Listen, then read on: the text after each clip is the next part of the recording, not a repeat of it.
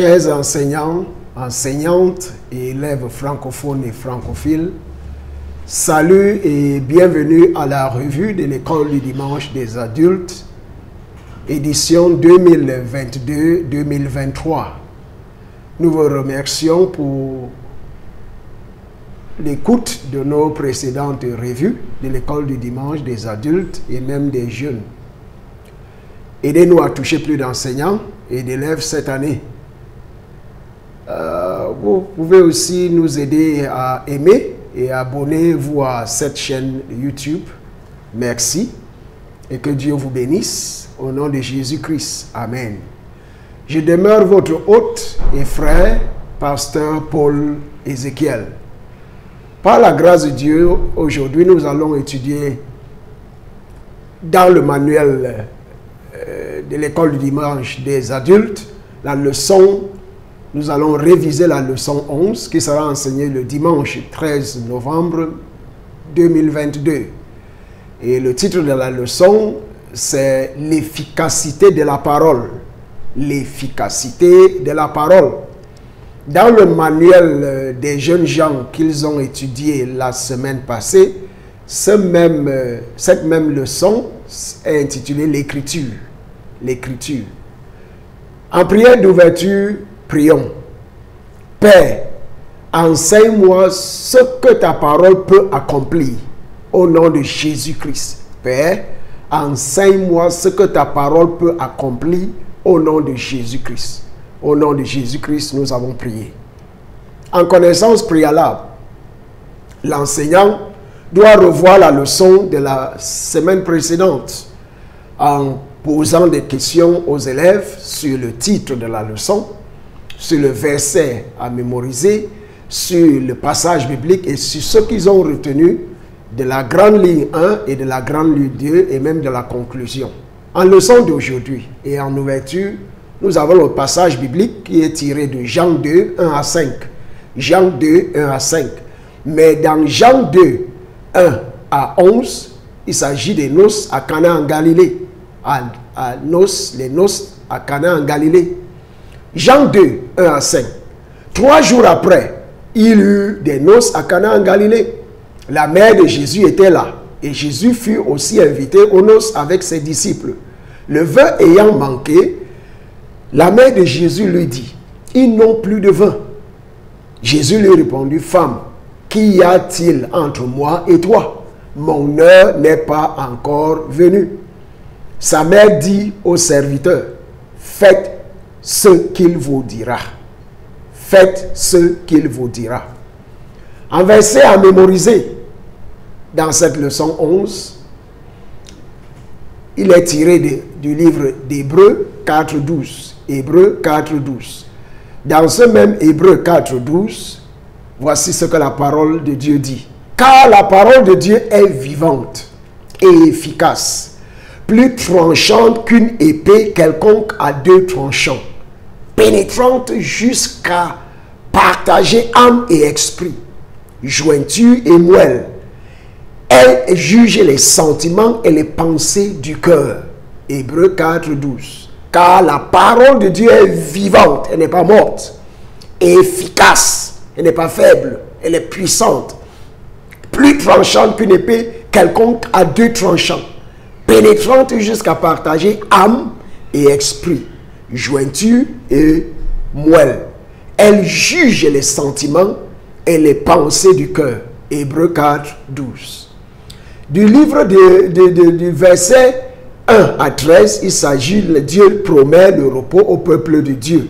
Dans ce livre de Hébreux 4, 1 à 13, Dieu promet le repos au peuple de Dieu. Je prie, quand vous étudiez cette parole de Dieu aujourd'hui, que le Dieu lui-même vous donne le repos au nom de Jésus-Christ. Amen. En introduction de la leçon, Dieu guide ses enfants d'une manière bien précise, à l'aide de sa parole. À l'aide de sa parole. Il aime parler clairement avec les siens.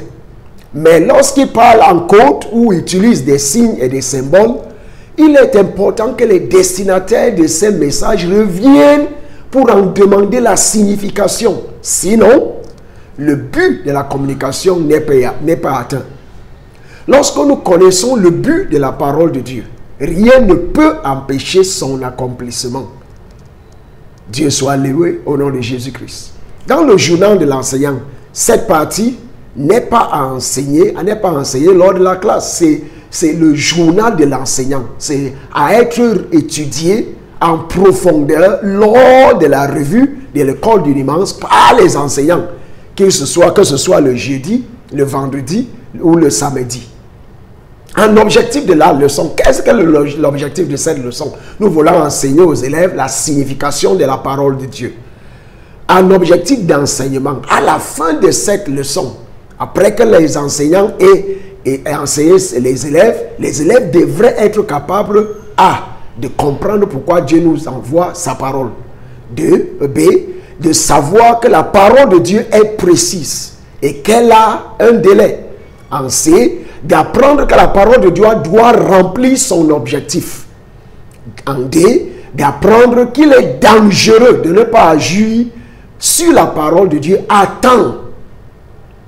En plan d'enseignement, pour atteindre les objectifs énoncés ci-dessus, l'enseignant ou l'enseignante doit permettre aux élèves de réciter le verset à mémoire, de lire le passage biblique, de contribuer au débat, de faire les activités de classe et les devoirs, de permettre à l'enseignant ou l'enseignant principal ou l'enseignante principale doit permettre à l'enseignant assistant de veiller au bon déroulement de la classe, de noter les présences et les devoirs, et l'enseignant principal et l'enseignante principale doit enseigner les grandes lignes de la leçon, résumer la leçon, conclure la leçon, évaluer la leçon et donner le devoir aux élèves.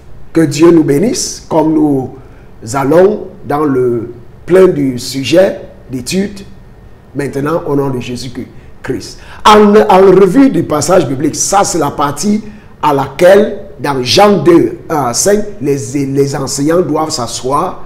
Il y a des pointillés. À la fin des pointillés, il y a des versets bibliques. Ils doivent s'asseoir, lire ce passage en profondeur et trouver les idées qui se trouvent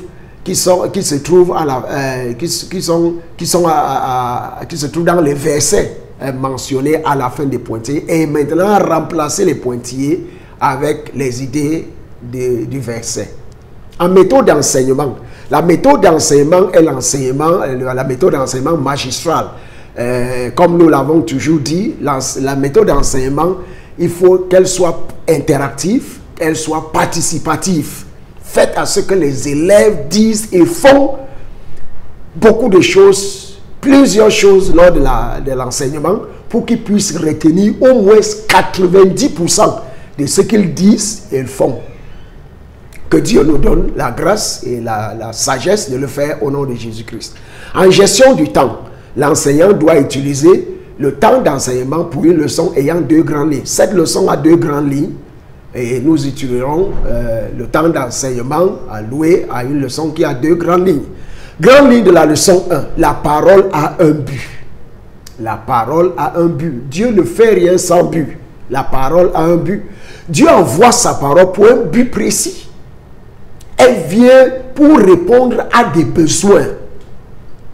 Par exemple, en numéro 1, Dieu envoie sa parole pour guérir physiquement, spirituellement et dans tous les aspects de notre vie.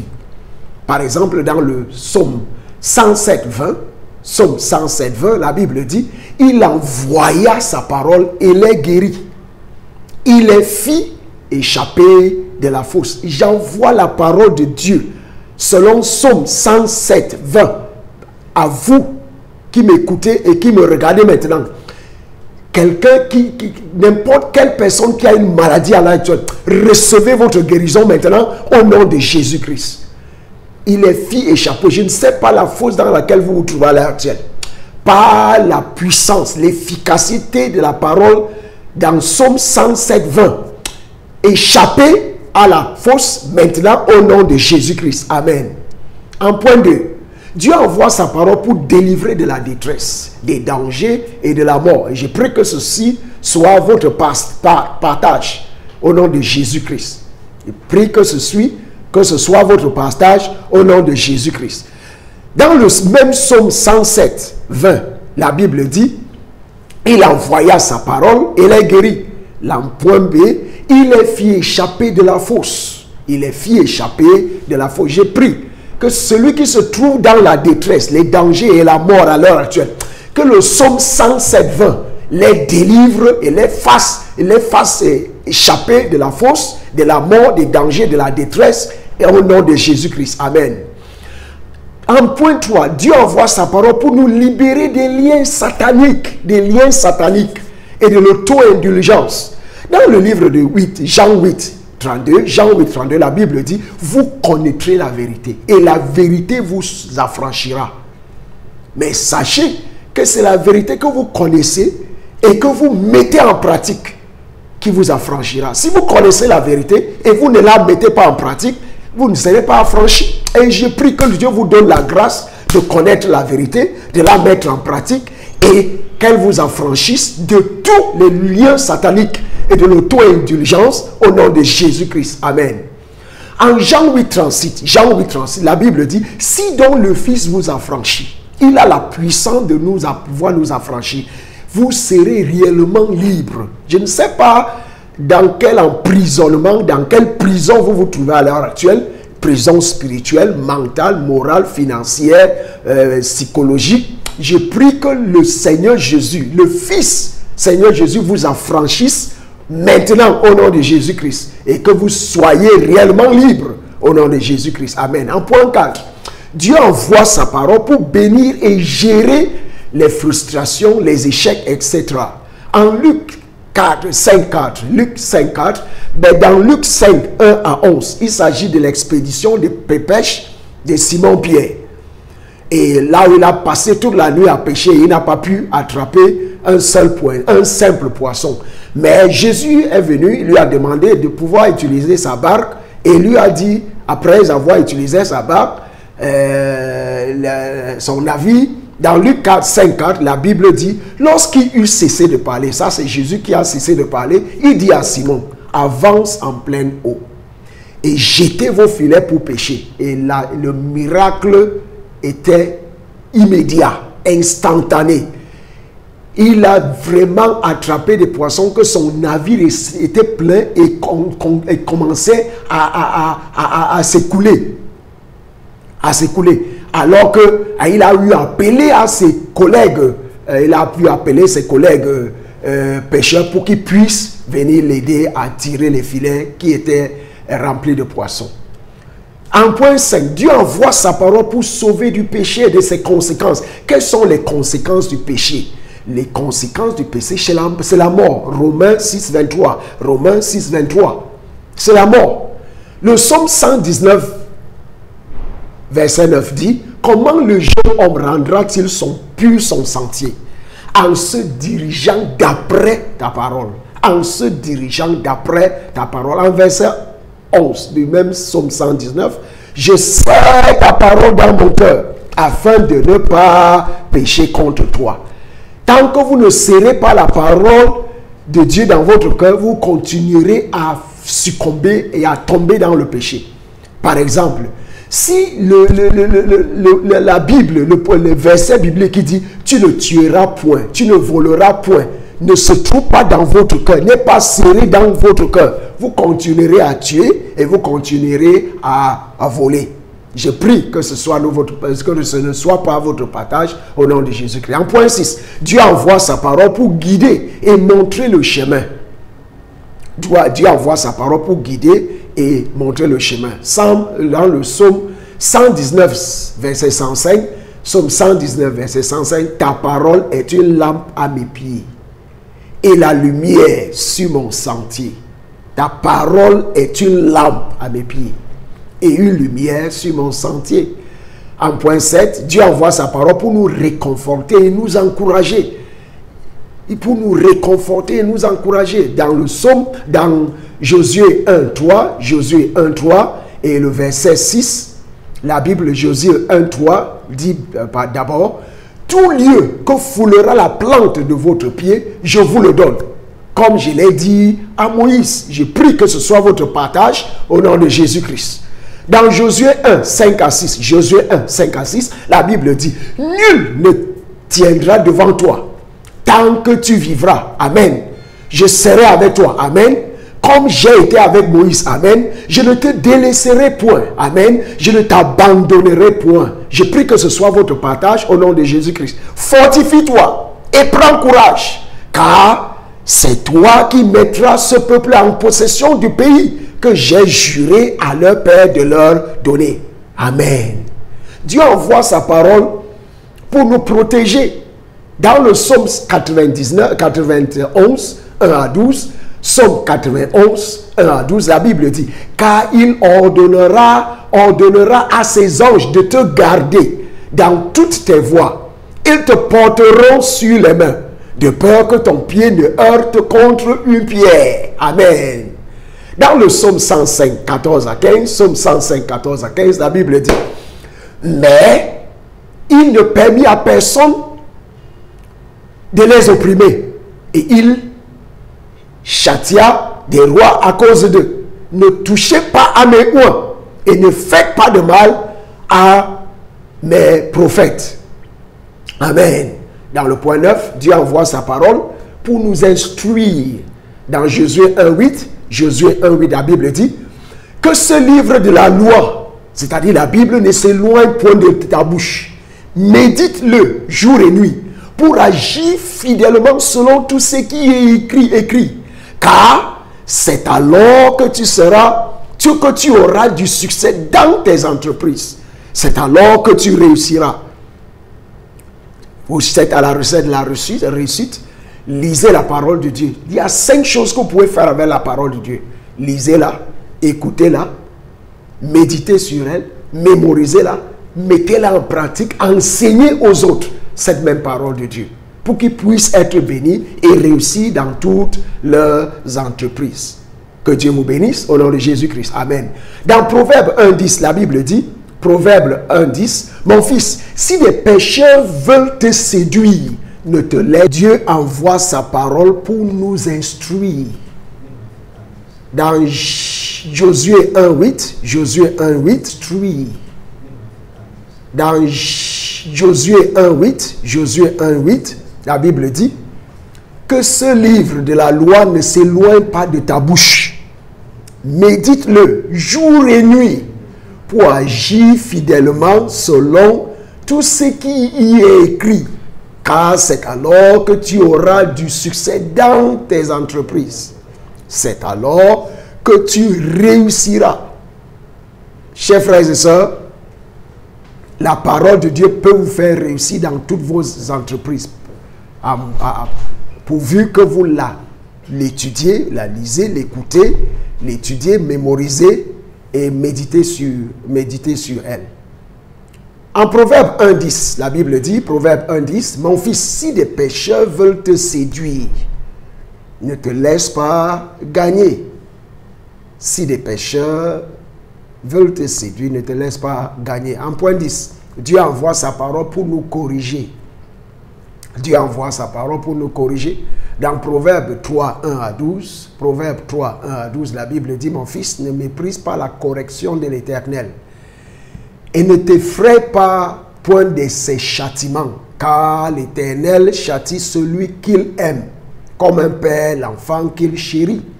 Dans 2 Timothée 3,16, que nous avons lu, que nous avons eu comme verset à mémoriser dans le manuel des jeunes gens la semaine passée, c'est 2 Timothée 3,16, la Bible dit, toute écriture est inspirée de Dieu et utile pour enseigner, pour convaincre, pour corriger, pour instruire dans la justice.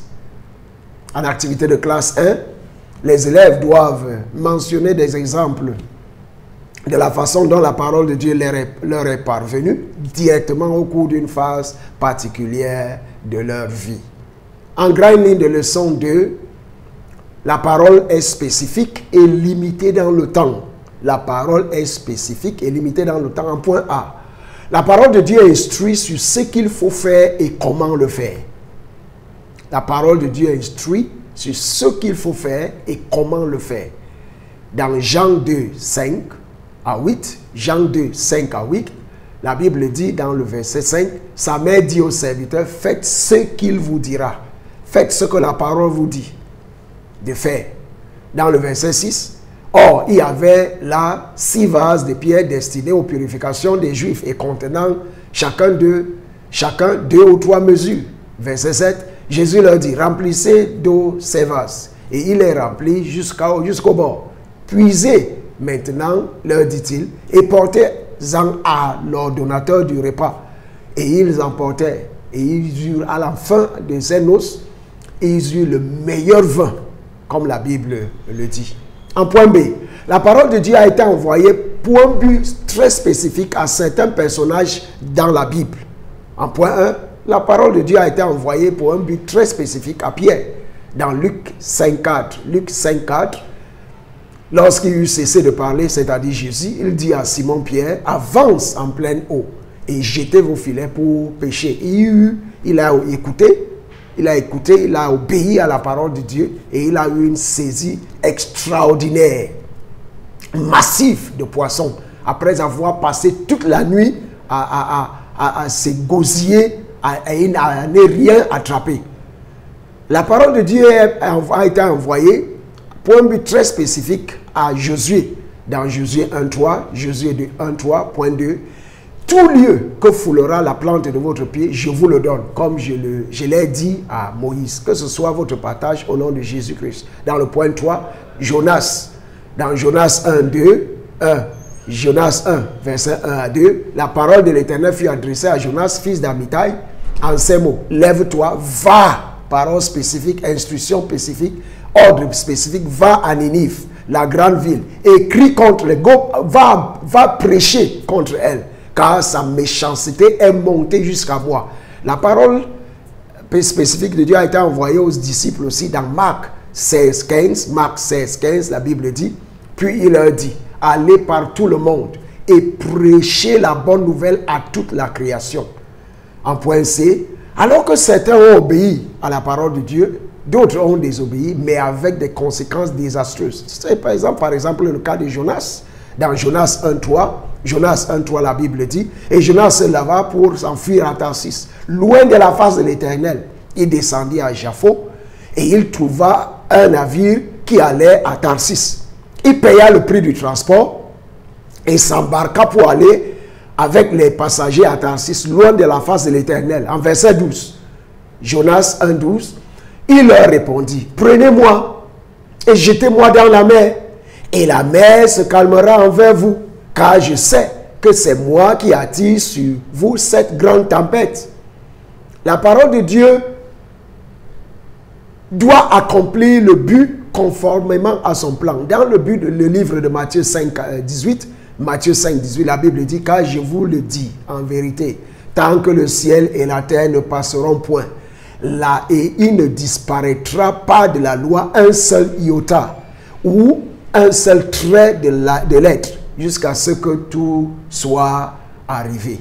La parole de Dieu subsiste à toujours dans les cieux. Le mot envoyé entre guillemets indique également que l'action doit être entreprise. Quand Dieu vous dit quelque chose, quand Dieu vous donne un ordre, donne un commandement, il faut le faire, il faut obéir, il faut mettre cela en pratique pour que vous soyez bénis. Dans Ecclésiaste 3, 1 à 3, Ecclésiaste 3, 1 à 3, là-bas, la Bible nous dit qu'il y a un temps pour tout, un temps pour toutes choses sous les cieux, un temps pour naître et un temps pour mourir, un temps pour planter et un temps pour arracher ce qui a été planté, un temps pour tuer et un temps pour guérir, un temps pour abattre et un temps pour bâtir. Le but ne sera pas atteint si une action n'est pas menée en temps opportun.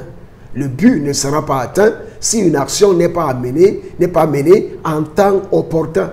Dans le livre du 2e roi 5, 9 à 14, 2e roi 5, 9 à 14, la Bible nous dit, Naaman vint avec ses chevaux et son char, et il s'arrêta à la porte de la maison d'Élisée. Élisée lui fit dire par un messager, va et lave-toi 7 fois dans le Jourdain, ta chair deviendra saine et tu seras pur. Naaman fut irrité et il s'en alla en disant, voici, je me disais, il sortira vers moi et il se présentera lui-même Et il invoquera le nom de l'Éternel, son Dieu. Il agitera sa main sur la place et guérira le lépreux que je suis. Les fleuves de Damas, l'Abana et le Parpar ne valent-ils pas mieux que toutes les eaux d'Israël? Ne pourrais-je pas m'y laver et devenir pur? Et il s'en retournait et partait avec fureur. Mais ses serviteurs s'approchèrent de lui pour lui parler. Et il lui dit, mon père, si le prophète t'eût demandé quelque chose de difficile, l'aurais-tu pas fait? Combien plus dois-tu faire ce qu'il t'a dit? Lave-toi et tu seras pur. Et il descendit alors et se plongea 7 fois dans le Jourdain, selon la parole de l'homme de Dieu. Et sa chair redevint comme la chair d'un jeune enfant et il fut pur. Le retard est dangereux. Quand Dieu vous envoie sa parole, si vous retardez, c'est très dangereux. Dans Hébreux 4:7, la Bible dit, Dieu fixe de nouveau un jour d'aujourd'hui, un jour aujourd'hui en disant, dans David, si longtemps après, comme il est dit plus haut, aujourd'hui, si vous entendez sa voix, n'endurcissez pas vos cœurs. Vous qui écoutez la parole de Dieu dans tous ces enregistrements vidéo sur YouTube, n'endurcissez pas vos cœurs. Invitez Jésus-Christ dans votre cœur comme votre Seigneur, Sauveur et Maître personnel. Et je vous assure que vous ne regretterez pas d'avoir pris cette décision de naître de nouveau, de remettre votre entièreté à Jésus-Christ. C'est une grande bénédiction d'être en Jésus-Christ, de se soumettre à Jésus-Christ. Il connaît le commencement de la fin et la fin du commencement. Jésus a emboîté le pas. Jésus a emboîté le pas et nous devons aussi suivre ses pas. Dans Jean 9:4, la Bible dit, il faut que je fasse, tandis qu'il est jour, les œuvres de celui qui m'a envoyé. La nuit vient où personne ne peut travailler. En activité de classe 2, les élèves doivent mentionner toute instruction personnelle que Dieu leur a donnée et comment elle a été exécutée. En résumé, la parole de Dieu est puissante, elle est efficace et elle nous est envoyée pour une raison précise. C'est pourquoi les croyants doivent prêter une oreille attentive à la parole de Dieu. Vous ne pouvez pas réussir dans la vie sans la parole de Dieu. Et vous pouvez me dire, ah, nous avons déjà réussi. Vous pouvez réussir mieux, plus, si vous avez remis votre cœur à Jésus-Christ et si vous obéissez la parole de Dieu à chaque jour. La parole de Dieu est puissante et nous est envoyée pour une raison précise. C'est pourquoi les croyants doivent prêter une oreille attentive à la parole de Dieu. En conclusion, dans cette leçon 11, dans le manuel de l'école du dimanche des adultes, la parole de Dieu répond à tous les besoins. Elle répondra à tous vos besoins physiques, spirituels, sociaux, économiques, politiques, mentaux, moraux, physiques, matériels, financiers. Et je prie que ce soit votre partage au nom de Jésus-Christ. Écoutez-la et tout ira pour vous. Tout ira bien pour vous. En évaluation, quelle devrait être la bonne attitude des croyants face à la parole de Dieu? Quelle devrait être la bonne attitude des croyants face à la parole de Dieu? Il faut lire la parole de Dieu, il faut écouter la parole de Dieu, il faut mémoriser la parole de Dieu, il faut méditer la parole de Dieu, il faut enseigner la parole de Dieu, il faut mettre en pratique la parole de Dieu. Ça, c'est ça, c'est la bonne attitude des croyants face à la parole de Dieu. En prière de clôture, c'est dans cette leçon. Dieu, aide-moi à être plus attentif à ta parole par tout le temps. Dieu, aide-moi à être plus attentif à ta parole tout le temps. Au nom de Jésus-Christ, nous avons prié. Amen. En devoir, parmi les nombreux problèmes de la vie, citez-en 5 et donnez une écriture qui aborde chacun d'eux. Par exemple, le manque. Dans le psaume 121:1, la Bible dit, je lève mes yeux vers les montagnes. D'où me viendra le secours? Verset 2, le secours me vient de l'Éternel, qui a fait les cieux et la terre. En appel au salut, dans cette leçon, c'est simple comme l'ABC, ou mieux comme l'ACA, l'ACR. L'ACR, acceptez que vous êtes pécheur, confessez vos péchés et recevez Jésus-Christ dans votre cœur comme votre Seigneur et Maître et Sauveur personnel. Quand vous prenez cette décision, j'ai pris cette même décision le 31 décembre 1998. Aujourd'hui, par la grâce de Dieu, je suis dans le Seigneur, je suis né de nouveau, j'ai accepté le Seigneur Jésus dans mon cœur comme mon Sauveur et Seigneur et Maître personnel, et tout va bien dans ma vie par la grâce de Dieu.